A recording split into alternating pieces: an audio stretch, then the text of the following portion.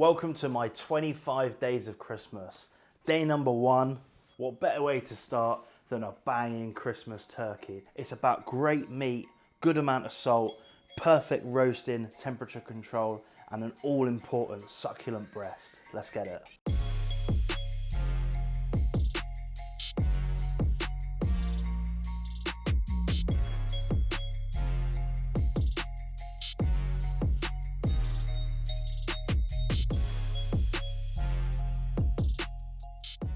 Now, turkey, the pièce de résistance, the main event.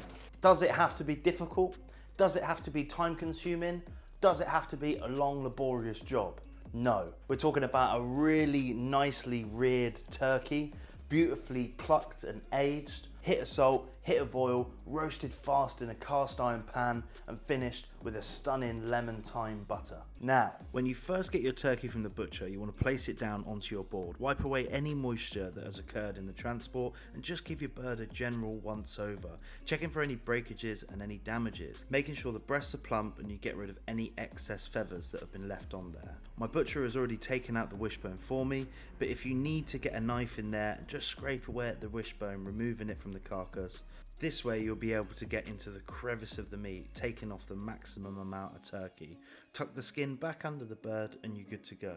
I drizzle my turkey with sunflower oil and give it a good rub. You want to make sure the oil covers every inch of the bird. Wash your hands thoroughly and give it a good season with salt. Then same again, massaging the turkey till it's nice and relaxed. With the turkey I've got here today, it's all about the quality of the meat. Now cooking this is very simple. You need a cast iron pan that's been preheated in an oven that's at 220 degrees Celsius. You're going to place your bird directly into the hot metal, then stick that in your oven. At this stage you're caramelizing your turkey, creating that deep roasted flavour. Take some softened butter in a bowl with some carefully picked thyme leaves. Get your glamorous assistant to chuck you some lemons.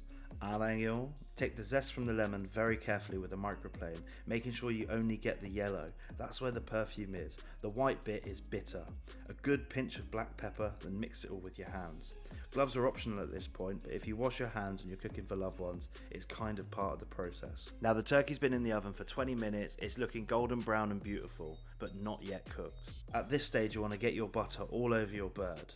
Inside, outside, that's creating the flavour and fragrance throughout your perfectly cooked meat. You want to turn the oven down to 120 degrees Celsius. We're going to roast the bird slow until it hits an internal temperature of 63 degrees. When your bird is cooked and up to temp, take it out to rest by putting it on a wire rack. As you've cooked this at a low temperature, it'll only need to rest for 15 minutes. All the juice left over in the cast iron pan can be put into your gravy, so make sure you do not waste it. It's full of roasted turkey flavour and that stunning aromatic butter that hasn't been killed by high heat. An absolutely stunning turkey, ready to carve, bursting with juice and flavour. Temperatures are key here, so please follow them. I mean, come on, look at that. Quick, easy and stunning, like me. And there you have it. It's as easy as that. You can make turkey like this at home if you follow those simple steps. It's all about the times, it's all about the temperatures. And if you follow those points, you'll end up with a turkey that's good enough for your Christmas table. Avangyo!